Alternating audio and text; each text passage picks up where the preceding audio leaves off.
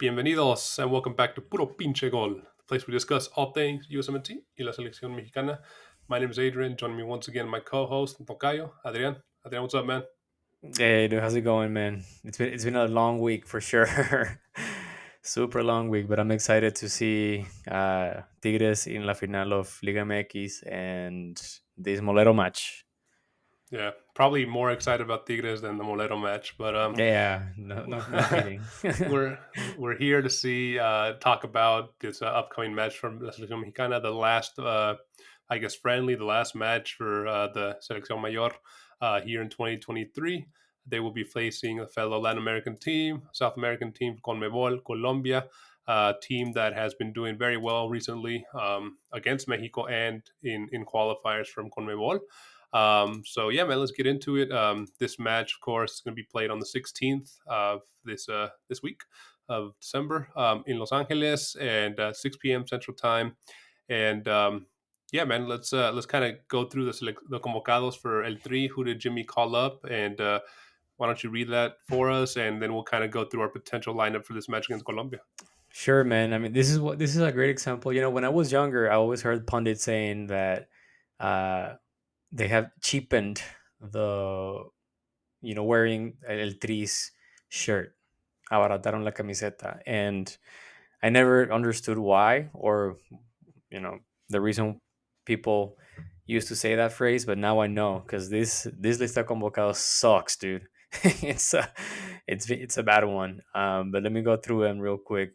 As keepers, we have Julio Gonzalez from Pumas, Antonio Rodriguez, who we've seen pretty much on all of Jimmy's convocatoria so far from Tijuana. Defenders, you have Alexis Peña from Necaxa, Brian Garcia from Toluca, Jesus Orozco from Guadalajara, Luis Olivas from Mazatlán, Omar Campos from Llantos Laguna, Rafael Fernández from Tijuana, Ricardo Chávez from Atlético de San Luis, and Rodrigo Huescas from Cruzazul. Then in midfield, you have Alfonso Ponchito González from Monterrey, Andrés Montaño from Mazatlán, Eric Lira from Cruz Azul, Dieter Villalpando from Atlético de San Luis, Jordi Cortizo from Monterrey, Juan Domínguez from Toluca, Omar Gobea from Monterrey, Rodrigo Lopez from Pumas, and then as strikers, or I guess forwards, you have Brian González from Pachuca, César Huerta from Pumas, César el Chino Huerta, el Mohamed Salah mexicano, and Edgar Lopez from Toluca, and lastly, Guillermo Martinez from Puebla. So all Liga MX players, none from the two finalists, no players from Tigres or America. No And yeah, Europeans. no Yeah. Europeans. This is not a FIFA match, Yeah, FIFA and friendly match. you mentioned that this was a squad that was kind of left a lot to be desired, even in terms of Liga MX squads. You know, you we were talking before, and there was a lot of names that maybe should have made the list, or you know, if he, this is a list that has some youngsters, some older guys, and for these types of matches, I think it would have been better for him to kind of just like you said before we recorded, go all in with the younger guys. You have nothing to lose. Give them a chance, right? I mean, we've seen a lot of these players in the past. We know what they can do, but there's a lot of younger guys that have excelled in Liga MX this season that maybe deserve a chance. You brought up Marcel Ruiz, right? He is not in this list. And yeah, before I get your potential lineup, I want to kind of go through Colombia's roster real quick, and then we'll talk lineups and we'll give predictions. But Colombia, they had two amistosos, two friendlies this month.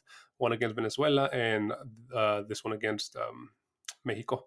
So they called up Alejandro Rodriguez from Deportivo Cali, Alvaro Montero from Millonarios, Andre Reyes from New York Red Bulls, Brian Bryan Vera from Real Salt Lake, Andres Gomez from Real Salt Lake, Daniel Cantaño from Millonarios, David Ospina, who's still playing from Al Nasser over there, Cristiano Ronaldo's teammate, Macalister Silva from Millonarios, Devin Tanton, I don't know how you say his last name, from Fulham, Cambindo from Cruz Azul, Henry Mosquera from the Brazilian Red Bulls, Poveda from Leeds United, Quiñones from América de Cali, Fori from Deportivo, Camilo Hernandez from Columbus Crew, who just won the championship here in the MLS, David Mosquera from Portland Timbers, Campuzano from Boca Juniors, Mateo Casierra from Zenit St. Petersburg in Russia, Samuel Velasquez from Atlético Nacional, Sebastián Gomez from over there in Brazil with Cortiva. So Coritiba. there we go. I am not Brazilian, so thank you for that, Adrian.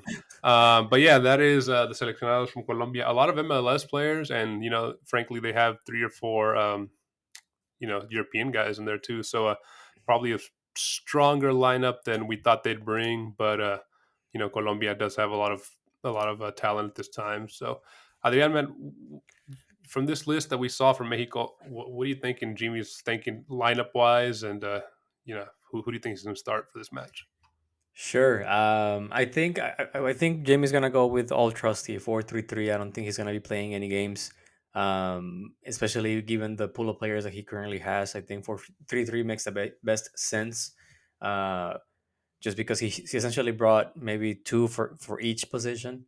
Uh, and he doesn't have that much to choose from, to be honest. But I think he's gonna start with Julio Gonzalez as a keeper. I don't think Toño Rodriguez it's in better shape than Julio Gonzalez. But at this point in time, I wouldn't be surprised if Toño Rodriguez is ahead of Julio Gonzalez. We know that Toño Rodriguez is his third uh, keeper option, and most likely will be for the rest of his tenure as el seleccionador de México. But I want to give Julio Gonzalez a chance because he actually had a very decent tournament this season.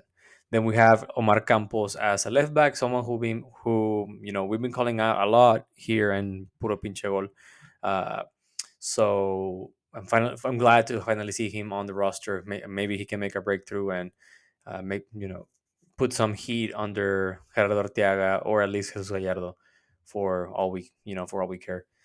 Then I think he's gonna play with Jesus Orozco and Alexis Peña in the as center backs, and lastly Ricardo Chavez as a right back.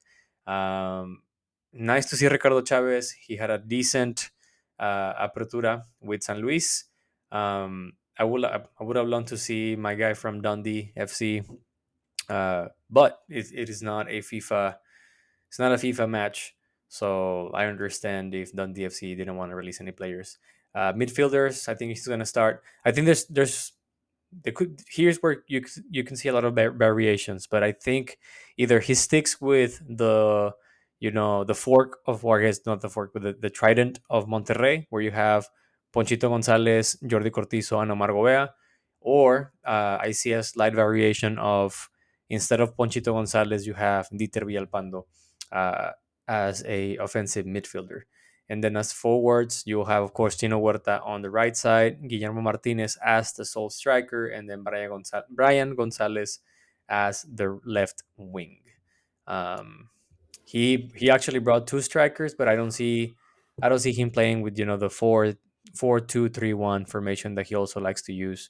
Although he might can, because you can put Jordi Cortizo or Alfonso Gonzalez just behind the striker, or even also Dieter Villalpando can cover that role. But Chino Huerta and Brian Gonzalez are not necessarily. They can probably do the job of playing as a right midfielder and left midfielder, but they are better on the wings rather than in the midfield. So yeah, four Yeah. three three makes total reason given this lista de convocados. This lista de convocados and Jimmy's history, right? He tends to Yeah. favor 4-3-3. Hmm. Interesting midfield that you have there, assuming he does go with the 3 Monterrey players there, just because Monterrey wasn't at their best here. I mean, great season, right? But I mean, to get knocked out the way they did, maybe it's not worth putting those 3 midfielders at this time. And Tino Huerta, just don't let him take any penalties, please. We saw For what he real, what he dude. My did. God. Oh Yeah. man, that guy. But yeah, I mean, a good squad, good lineup. Were they missing players? Obviously, they were missing a lot of key players from from Tigres and from America. If we were going to call a completely Liga MX team, right? But I guess a lot of youngsters at least. Adrian, man, talking about history between these two countries, Mexico last 6 matches, the most recent 6 matches, which go back to 2005, Mexico has only beat Colombia once, with Colombia winning 5 times from those 6. The last time they played, Mexico played Colombia in September of last year in an international friendly, Colombia winning 3-2. And then the last time before that was 10 years before that in another friendly 2-0 loss for Mexico. Then 2010 they met in another friendly 1-0 win for Mexico. Then 2009 they lost to Colombia 2-1, and so on. Colombia right now is kind of having a little resurgence, right? I mean, we saw them that they tend to play go up and down, right? They have a lot of star power, then they're kind of like shifting out their people, and they're down for a while. Right now, they're at least their main squad is very competitive in Conmebol. Third currently in the Conmebol World Cup qualifying for the 2026 World Cup. Just came off of a 1-0 win against Venezuela on the 10th of December. Granted, it was an own goal by the Venezuelan defender. But before that, their most recent competitive match was against Paraguay in CONMEBOL qualifying. Paraguay, who's not doing as great. Obviously, they're, I think, in the lower half, I think 7th or 8th in CONMEBOL, but they won 1-0 there. And they're ahead of Brazil in qualifying. So this Colombia squad is at least the A squad that we're going to see in the Copa America. It's not to be just scoffed at or messing around with, because they're legit. Can this team, in your opinion, the one that they brought up for this amistoso, hurt this Liga MX Mexico team? Oh yeah, for sure, dude. I mean, uh, I'm gonna venture myself and say that maybe talent wise they're not that far away, but when you look at each player and where they play, you can make the case for Colombia having the advantage on this match. Just the fact that you have a couple European players here, and well, I'm not gonna say that I know a lot about Colombian football or Colombian soccer, but you have a good mix of their national league, and then also players playing outside of Colombia. You have some, a couple of them playing in the Brasileirao. You have a couple, one of them playing at what's it called, Argentina in Boca Juniors, and then you have someone playing in freaking Russia. So they definitely must have a something that will be I guess the that extra factor, that extra or additional difference that might come in handy when having to go to face one of the Mexican players. And that's the biggest difference, is that these guys are facing or they have competition in their teams that is better than just competing against all Colombians in the national league. Whereas in the Liga MX, all of these players compete against maybe Mexicans that are amongst their same level, and maybe some of them compete against some foreigner that is slightly above, but it's always the same competition every single week, right? Compared Yeah. to the Colombian team. So I'm gonna give them the slight advantage, not a slight, a strong advantage over Mexico in this match. Wow. Even though they're playing Los Angeles in a pro Mexican Yeah, stadium. I mean, most likely it's gonna be 85%, if not more, Mexican fans out there. But this is a total cash game for them. It's a cash grab, dude. I mean, I'm pretty sure this was a kind of like last minute match they put Yeah. together. Both Some of money at the end of the Yeah, year. it's a money. Yeah, it's just a Yeah. money chaser here. But yeah, I mean, I'll be surprised if Jimmy Lozano wins, honestly, on this one. Especially since this roster already had one previous match a couple of days ago. Jimmy is just really get in for the money, get out, right? The cash grab, Yeah. like you said, just one match. It's a very short camp. These guys have been, the Colombian players have been together like a week already, or if not longer. So they probably have a little bit more time playing together than all these Liga MX guys that just, some of them just got knocked out of the clausura Hmm. or apertura, and are coming to cap. But real quick, I just want to say the last most recent lineup that Nestor Lorenzo, the directortecnico, the coach for Colombia, had, tend he tends to favor 4-2-3-1, at least with his A squad. But with this squad, he played a 4-2-2-2 against Venezuela, where they won 1-0. And yeah, I mean, I don't see him changing that. I'm thinking he'll go 4-2-2-2 against Mexico. take that with a grain of salt. We're not too familiar with this Colombian second team, but that's how he chose to play against Venezuela. So I don't see him changing too much here against Mexico. Adrian, man, as we wrap this up, I really want to get your predictions on this juego molero. I know giving predictions on these types of matches isn't too great because they're friendlies that don't mean anything. But still, you think Colombia just is out? Yeah, I think Colombia's gonna win like 2-0, 3-1, something like that, like a 2 goal advantage for sure. That's how I feel it. Freaking Juego Molero, man. Come on. Yeah, I think it's gonna be the exact meaning of a juego molero. I think it's gonna be like a 1-1 draw. I think it's gonna be a draw. Oof, super Yeah, boring. It's hopefully it's not as damn. 0-0 draw.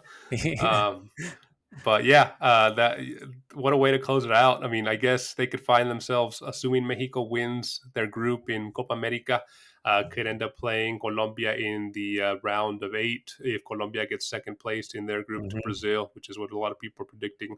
So mhm. obviously, completely different teams, right? That's going to be a completely different Mexico squad versus a completely different Colombia squad. But maybe at least the directortecnicos can get a little chess match going on here. Adrian, man, as we wrap this one up, bro, where can our listeners find us? Man, they can always find us on YouTube. Don't forget to subscribe, hit the like button, and turn on the notifications. You can also find us on Apple Podcast, Spotify, or wherever you get your podcast on. Last but not least, you can also find us on Twitter and Instagram at Puro Pinche Gol. We post stuff every now and then. Yeah, make sure to follow us there and let us know in the comments below. Will you be watching this game, or do you got other better things to do, like watching paint dry this weekend? But seriously, we'll watch it. We'll do our 6 things we learned. Probably won't be learning much from this game, but Yeah. we'll definitely be analyzing what we see, and we'll be watching definitely the Liga MX final here between America and Tigres this weekend. So make sure to catch that. That is going to be anything but a juego molero. It's going to be a fun one there for sure. Adrian, man, I'll catch you in the next one, brother. This was a fun one. Take it easy, my friend. See ya. See you, man.